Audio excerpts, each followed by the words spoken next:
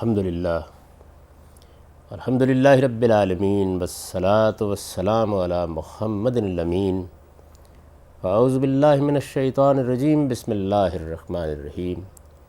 خواتین و حضرات، یہ سورہ بقرہ کی آیت 105 ہے جس سے ہم درس کی ابتدا کر رہے ہیں۔ اس سورہ میں یہود کی فرد قرارداد جرم زیر بحث ہے۔ اس سے پہلے یہ بیان ہو چکا ہے کہ رسالت مآب صلی اللہ علیہ وسلم جب مدینہ تشریف لائے تو یہود نے یہاں آپ کے دین کو زک پہنچانے کے لیے سازشیں کیں،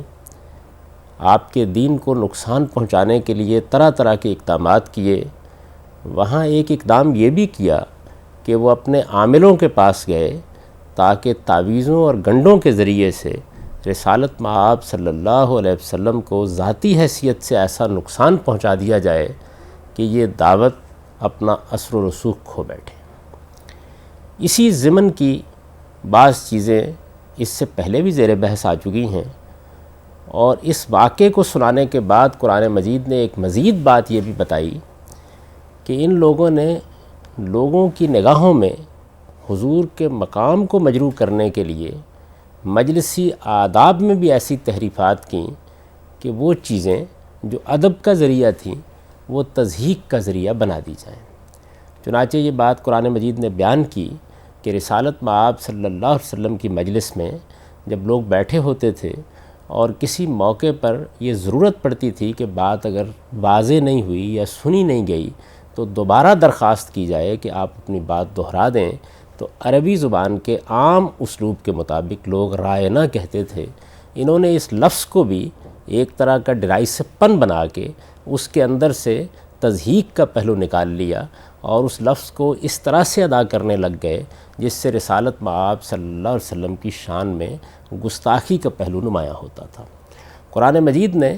اپنے پیغمبر کی شان کو برقرار رکھنے کے لیے، مسلمانوں کو مجلسی آداب کے بارے میں متنبہ کرنے کے لیے اور ان کی سازش کا پردہ بھی چاک کر دینے کے لیے اس پر تبصرہ کیا، اور یہ فرمایا کہ اس لفظ ہی کو تبدیل کر دیا جائے، رائنا کی بجائے انظرنا کہا جائے، تاکہ اس سے کوئی غلط فائدہ نہ اٹھا سکے۔ اس طرح مسلمانوں کو بھی یہ تعلیم دی کہ جب فتنہ پرداز لوگ فتنہ پردازی کر رہے ہوں،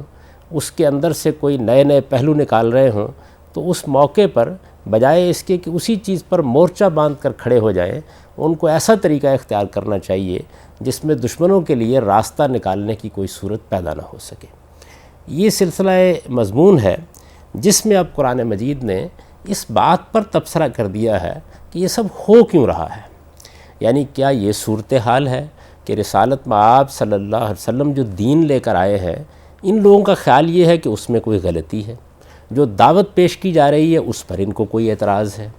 یا یہ خیال کرتے ہیں کہ یہ بات علم و عقل کے معیارات پر پوری نہیں اترتی، کیا ان میں سے کوئی بات ہے؟ تو قرآن مجید نے جگہ جگہ اس چیز کی طرف اشارے کیے ہیں کہ اصلاً یہ ان کا حسد ہے جس کی بنیاد پر یہ سب کچھ کر رہے ہیں۔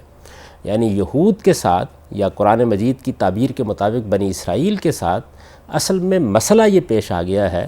کہ وہ صدیوں سے یہ خیال کیے بیٹھے تھے کہ اللہ تعالیٰ نے ان کا انتخاب کیا ہے، وہ اللہ تعالیٰ کی منتخب امت ہیں، اب نبوت انہی کے ساتھ خاص کر دی گئی ہے، ان سے باہر کسی شخص پر اللہ کی یہ رحمت اب نازل نہیں ہوگی۔ لیکن جب بنی اسماعیل میں اللہ تعالیٰ نے نبوت کا فیصلہ کیا اور رسول اللہ صلی اللہ علیہ وسلم کی بعثت آل ابراہیم کی اس شاخ میں ہو گئی، تو اس کے رد عمل کے طور پر یہ لوگ حسد میں مبتلا ہوئے اور انہوں نے یہ فیصلہ کر لیا کہ اب کچھ بھی ہو جائے یہ اس نبوت کو ماننے کے لیے تیار نہیں ہوں گے۔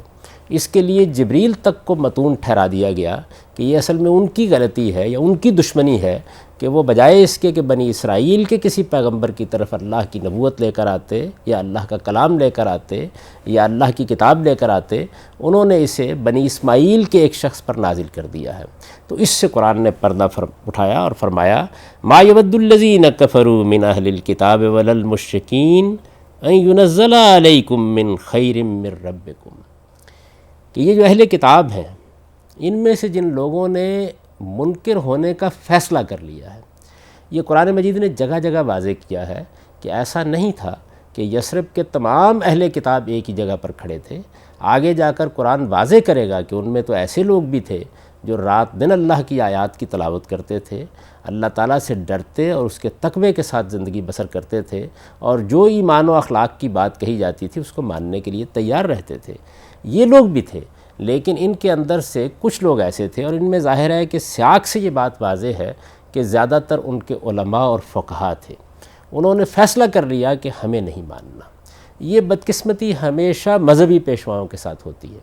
ان کی پیشوائی کی مسند چونکہ اقتدار کی مسند بن چکی ہوتی ہے، لوگ ان کی غیر معمولی عزت کر رہے ہوتے ہیں، ان کو ایک لیڈرشپ یا قیادت کا مقام حاصل ہوتا ہے، بلکہ اس درجے میں بعض اوقات یہ مقام حاصل ہوتا ہے کہ ایک طرح کی بے تاج بادشاہی حاصل ہو جاتی ہے۔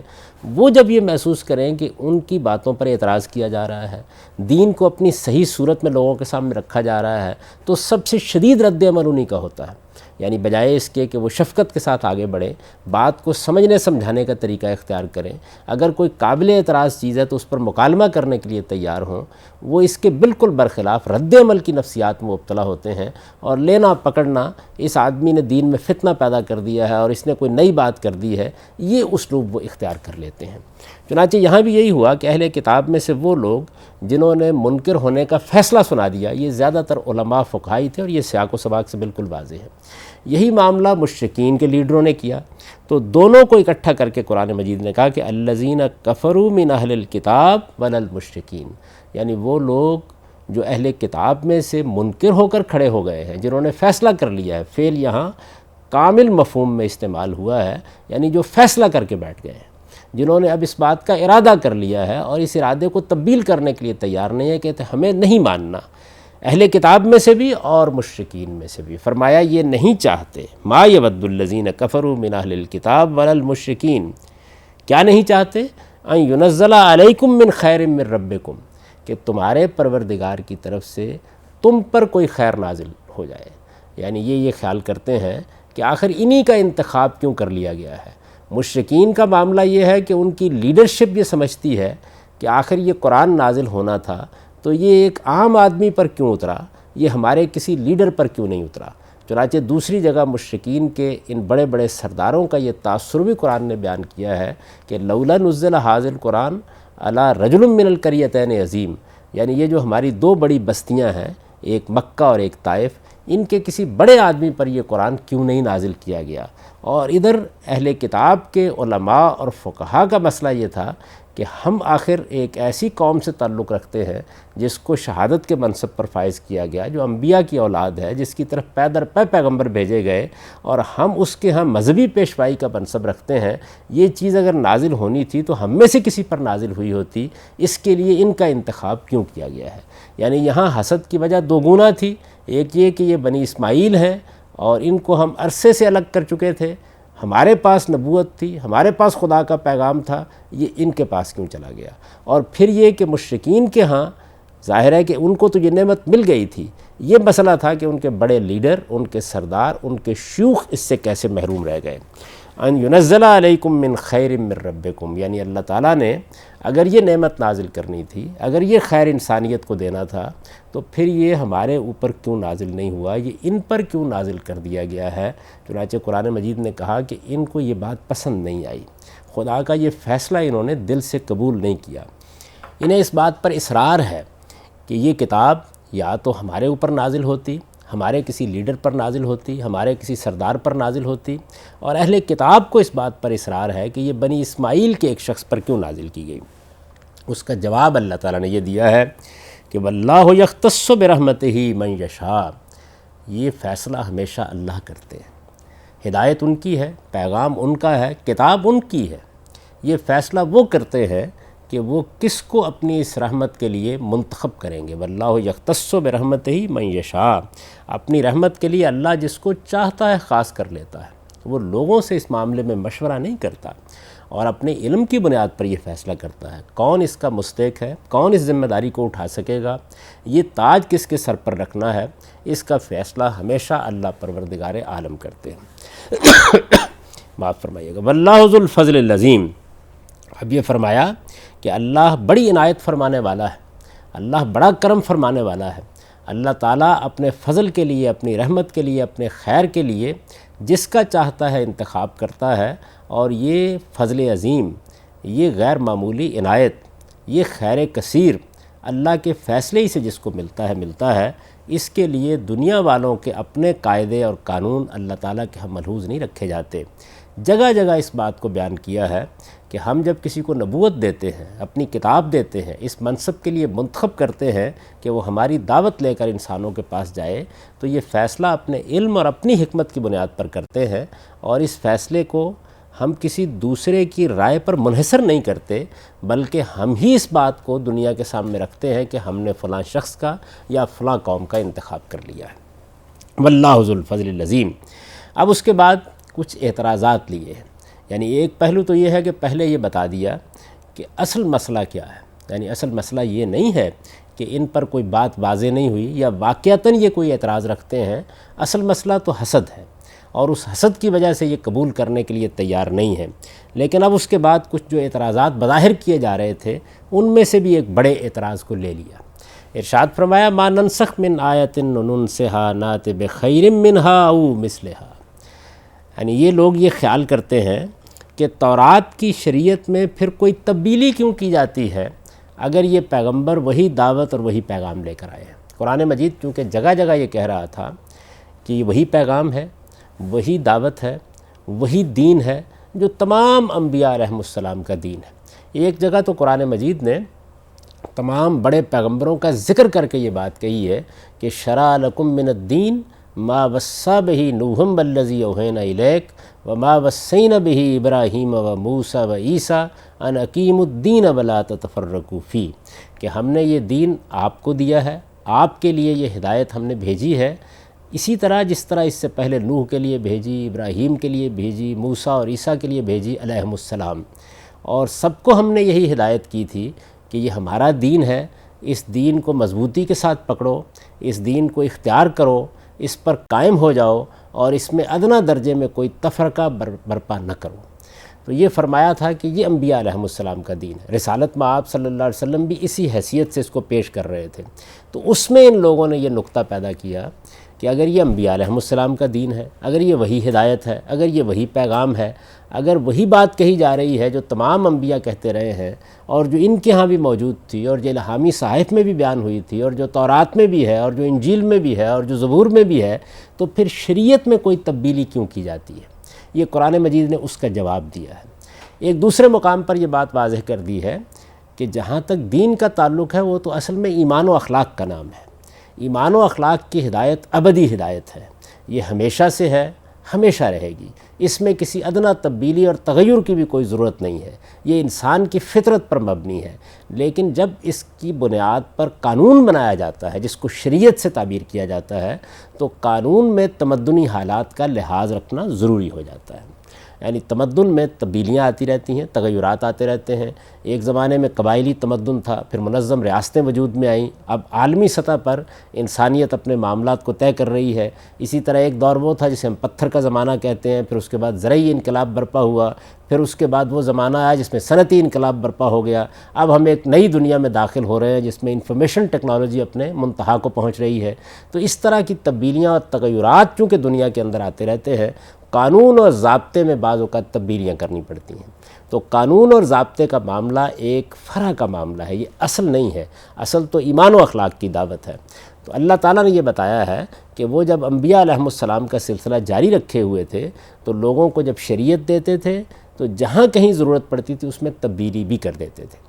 چنانچہ تورات کے اندر جو شریعت دی گئی اس میں بھی بعض تبدیلیاں کر کے قرآن مجید میں اس کو پایہ تکمیل تک پہنچا دیا گیا۔ یہ معاملہ چونکہ ہو رہا تھا، اس کو انہوں نے قابل اعتراض سمجھا۔ قرآن نے اس کی پوری منطق واضح کی اور یہ بتایا کہ یہ کس اصول پر کیا گیا ہے۔ چنانچہ ارشاد فرمایا ما ننسخ من آیت ننسها نأت بخیر منها او مثلها، کہ ہم جب کوئی تبدیلی کرتے ہیں، کوئی آیت منسوخ کرتے ہیں یا اسے بھلا دیتے ہیں تو ہم اس کی جگہ اس سے بہتر لے آتے ہیں یا اسی جیسی لے آتے ہیں۔ ظاہر ہے دونوں صورتیں ہوں گی۔ اگر تو معاملہ یہ ہے کہ تمدنی تقاضوں کے لحاظ سے اب اس سے بہتر حکم دینے کی ضرورت ہے تو یہ بھی کر دیا جاتا ہے، اور اگر کوئی چیز فراموش ہو گئی ہے، بھلا دی گئی ہے، بدقسمتی سے کوئی قوم اسے گم کر بیٹھی ہے تو اسی جیسا کوئی دوسرا حکم دے دیا جاتا ہے تاکہ وہی تقاضے پورے ہو جائیں جن کے لیے شریعت کا وہ قاعدہ بنایا گیا تھا، وہ ضابطہ اللہ تعالیٰ نے نازل فرمایا تھا۔ تو یہ جواب دیا کہ یہ ہم اس اصول پر کرتے ہیں، اور اس کے ساتھ یہ بات بھی بیان کر دی کہ جس طرح نبوت کو ہم اپنے علم اور حکمت کی بنیاد پر فیصلہ کر کے کسی شخص کو دیتے ہیں، بالکل اسی طرح یہ شریعت ہماری ہے، اور ہم جب یہ شریعت لوگوں کو دیتے ہیں اور اس میں محسوس کرتے ہیں کہ اب کوئی تبدیلی ہونی چاہیے، کوئی تغیر ہونا چاہیے، انسانوں کی ضرورتوں کے لحاظ سے اس میں کوئی تغیر ہونا ضروری ہو گیا ہے تو یہ کر دیتے ہیں۔ اس کے لیے ہمیں کسی سے پوچھنے کی ضرورت نہیں ہوتی۔ جس طرح نبوت کے معاملے میں ہم اس کے پابند نہیں ہیں کہ بنی اسرائیل سے یا یہود سے پوچھ کر یہ فیصلہ کریں کہ وہ کس کو دینی ہے اور کس کو نہیں دینی، اس معاملے میں بھی ہم کسی کے پابند نہیں ہیں۔ فرمایا علم تعلم ان اللہ علی کل شیء قدیر، کیا تم نہیں جانتے کہ اللہ ہر چیز پر قدرت رکھتا ہے؟ یعنی وہ اس بات پہ پوری قدرت رکھتا ہے کہ ایک شریعت دے، اس کے بعد جہاں ضرورت محسوس کرے تمدنی تقاضوں کے لحاظ سے اس میں کوئی تبدیلی کر دے، انسانوں کی تربیت کو پیش نظر رکھتے ہوئے، ان کے بدلتے ہوئے حالات کو پیش نظر رکھتے ہوئے کوئی ضابطہ دے دے، کوئی قانون دے دے، اور اس قانون کے اندر کسی بھی لحاظ سے کوئی تغیر فرما دے۔ تو یہ بات اصول کے طور پر بیان کرنے کے بعد کہا کہ علم تعلم ان اللہ لہ ملک السماوات والارض، کیا تم نہیں جانتے لوگوں کہ اللہ ہر چیز پر قدرت رکھتا ہے، اللہ زمین و آسمان کا بادشاہ ہے۔ وما لکم من دون اللہ من ولی ولا نصیر، بنی اسرائیل کو شریعت دے کر وہ ترمیم و تغیر کے اختیار سے دستبردار ہو کر نہیں بیٹھ گیا۔ تم نہیں جانتے کہ بادشاہی اس کی ہے، وہ جس کو چاہے گا اپنی شریعت کا حامل بنائے گا، اور اگر تم لوگ اس کا یہ فیصلہ نہیں مانتے تو اللہ کے سوا تمہارے لیے اس دنیا میں پھر نہ کوئی دوست ہے اور نہ کوئی مدد کرنے والا۔ تو اس طرح یہ بات واضح کر دی کہ یہ اللہ کا فیصلہ ہے، اللہ یہ فیصلہ جس طرح چاہتا ہے کرتا ہے، اپنی حکمت کے مطابق کرتا ہے۔ اس کے اصول کیا ہیں، اس کے ضابطے کیا ہیں، اس پر ہم اگلے درس میں ذرا تفصیل کے ساتھ گفتگو کریں گے۔ اب ان آیات کا ترجمہ سن لیجئے جس طریقے سے میں نے اس کو اردو میں منتقل کیا ہے۔ اللہ تعالیٰ کا ارشاد ہے، اہل کتاب ہوں یا مشرکین، ان میں سے جن لوگوں نے کفر کیا ہے وہ نہیں چاہتے کہ تمہارے پروردگار کی طرف سے کوئی خیر تم پر نازل کیا جائے۔ یہ احمق نہیں جانتے کہ اللہ جس کو چاہتا ہے اپنی رحمت کے لیے خاص کر لیتا ہے، اور نہیں جانتے کہ اللہ بڑی عنایت فرمانے والا ہے۔ انہیں اعتراض ہے کہ تورات کی شریعت میں ہم کوئی تبدیلی کیوں کرتے ہیں؟ انہیں بتاؤ کہ ہم اس کتاب کی جو آیت بھی منسوخ کرتے ہیں یا اسے بھلا دیتے ہیں، قرآن میں اس کی جگہ اس سے بہتر یا اس جیسی کوئی دوسری چیز لے آتے ہیں۔ کیا تم نہیں جانتے لوگوں کہ اللہ ہر چیز پر قدرت رکھتا ہے؟ چنانچہ بنی اسرائیل کو شریعت دے کر وہ اس میں ترمیم و تغیر کے اختیار سے دستبردار نہیں ہو بیٹھا۔ کیا تم نہیں جانتے کہ زمین و آسمان کی بادشاہی اللہ ہی کے لیے ہے، وہ جس کو چاہے گا اپنی شریعت کا حامل بنائے گا، اور تم اگر اس کا یہ فیصلہ نہیں مانتے تو اللہ کے سوا تمہارے لیے اس دنیا میں پھر کوئی دوست ہے اور نہ کوئی مدد کرنے والا۔ اقول قولی ھذا واستغفر اللہ لی ولکم ولسائر المؤمنین۔